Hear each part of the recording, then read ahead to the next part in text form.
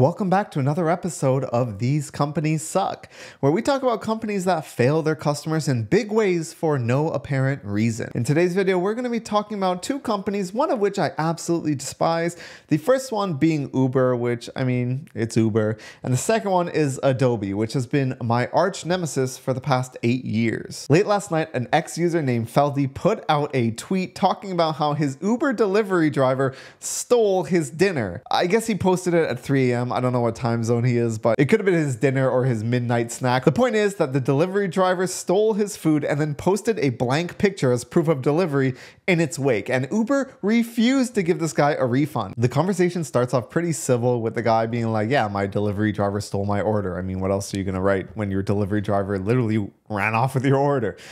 The guy's like, thanks for reaching out. This is my name. I'll be assisting you. And the guy's like, yeah, the bro sent a black screen as the picture, and the Uber Eats person was being empathetic. He was like, we apologize that it wasn't delivered.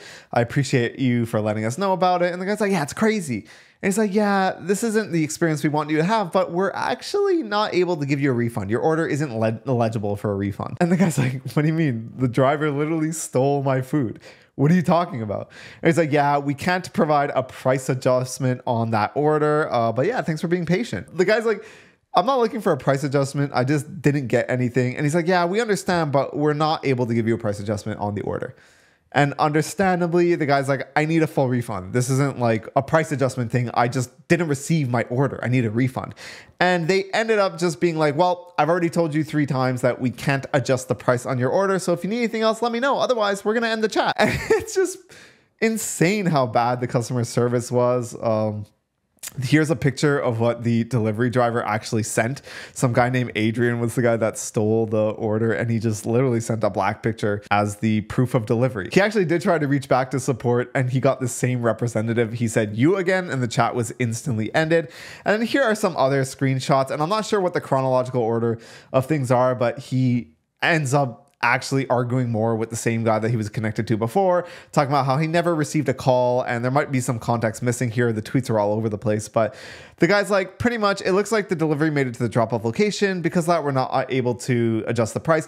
It sounds like because the delivery driver's location was actually near the delivery spot, that maybe they thought this was some like plan. Oh yeah, dude, just like, post a picture that you delivered it with a blank photo and we'll get a refund, but they can't prove that you never delivered it type of thing. And I don't know, maybe that was logic for why the rep was so like defensive. Maybe he was just acting in accordance with Uber's own policies. Like, I don't know if I fully blame the guy. It sounds like, it's probably nothing he could have done about it. His hands do seem tied. I'm sure there are strict rules on when you can release a refund and when you can't. So honestly, I'm not sure whether to blame Uber for enforcing shitty policies or if it was actually just a case of having a bad customer support person. But rest assured, after the post went viral, he actually did get a refund. So there is a happy ending to this story, although it did take a viral Twitter post from somebody that has a following already, 15,000 followers. I imagine if someone like me or you who didn't have 15,000 followers on Twitter ended up having this same experience, nothing probably would have been done about it, and you probably just would have been out like $45 for a meal you didn't even get to eat. And because of that, as you can imagine, this thread went super viral, and it had a ton of replies of people talking about facing the exact same situation from Uber Eats, but no justice at the end of it. This person talks about how their delivery driver stole their groceries, and Uber just declined to compensate them or refund them or even give them a deal for their next order, which is insane. And it seems like they really need to think hard about how to nail down exactly how to know if something was delivered or not. If the location data shows that the delivery driver actually got to the address, but then their photo is a blank photo, whose side do you take? It could be the delivery driver just took a bad photo and the customer is complaining because they think they could get groceries or an order for free. Or maybe the delivery driver actually did just scam them, but it's kind of hard as a third party to know what was happening. And it seems like Uber finally caught on that the thread was popping. So some people that complained in the comments ended up getting a bit of their attention, and Uber support Twitter was like, yo, just message us, we'll help you.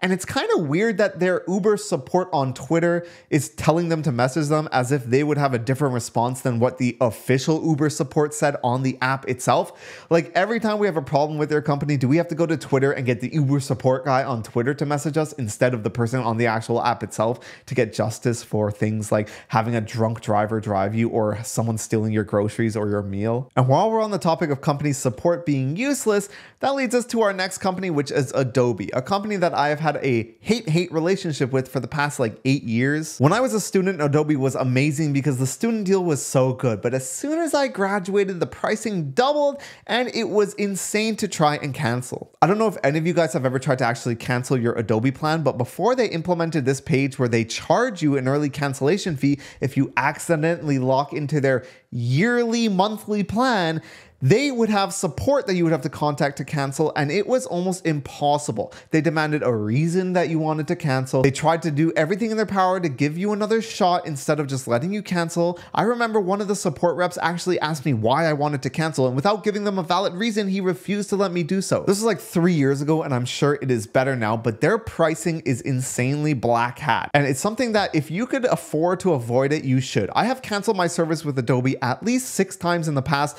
and I continue to resubscribe only because I need Premiere Pro to edit my videos. But if I did not, and if I knew how to use any other editor, I would never touch any Adobe product with a 10-foot pole. Not to mention their Creative Cloud is essentially just bloatware that stays on your computer and completely taxes it when you have it running and almost makes it impossible to uninstall it, which is just a nightmare in itself. But let's move on to the tweet. A guy named Minaj, I hope I pronounced that correctly, said that he is getting charged a fee of $140 to cancel. And the reason this is happening, I'll show you, is because they do their pricing in the weirdest way possible. You can either prepay for a full year, which is just charged yearly. You could go monthly, or you could go annually, paid monthly. And because it's such an unusual pattern, people see paid monthly and they assume it's just standard monthly billing like any other service, and they subscribe to it. However, the big difference here is if you decide to cancel after 14 days, you get faced with a fee, and they don't tell you what that fee is going to be. It just says you will be charged an early termination fee,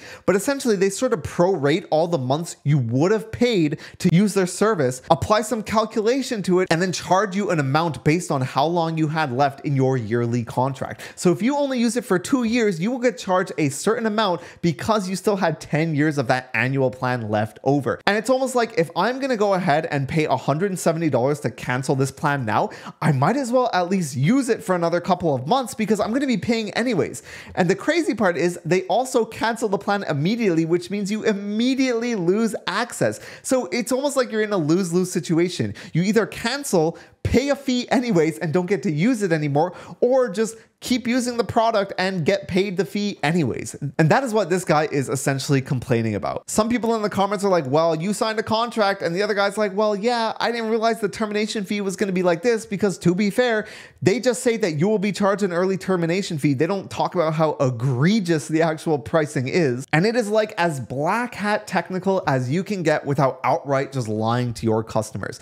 The pricing is so predatory, and it pains me that their tools are actually so useful to so many people that it is widely used, and people have to actually deal with this on a daily basis. A couple weeks ago, there was another thread about how bad Adobe was and how they use dark patterns in their pricing. And again, they make it as hard as possible to distinguish what actually happens if you cancel this plan. And at a first glance, if you're not familiar with this specific pricing, you might not know the difference between monthly and annual paid monthly. 2 months later, he decided to cancel, and he was told he had to pay 5 months to cancel and lose access immediately. Like I said, you are paying for 5 months of access to terminate early, and you just lose access immediately. It is insane. Even Theo talked about it in another tweet. He's like, if you guys are doing anything that's related to Photoshop, use Affinity instead. It's a one-time fee and you get it for life, and it's almost as good as Photoshop. Honestly, I've never used Affinity, so I have no idea if it's as good as he said it is, but I also don't use Photoshop, so who knows? The point is, Adobe is predatory. It has terrible support in my experience, and I honestly wish there were better alternatives to the software, but honestly, I keep going back to Premiere Pro because it is the easiest to use for me. me. There's another guy that responded to the original thread saying that he didn't even see the monthly plan originally until he Googled for plans specifically, which is what I did to get these plans, by the way. And the fact that they're so opaque about what you actually have to pay to terminate it early, I'm pretty sure if people knew, no one would ever pick that annual monthly plan unless they knew for sure they needed it for an entire year. Anyways, if you've had bad experience with companies, leave them in the comments. Let me know which company I should look at next, and I hope you guys enjoyed. Make sure you like and subscribe, and I'll see you in the next video.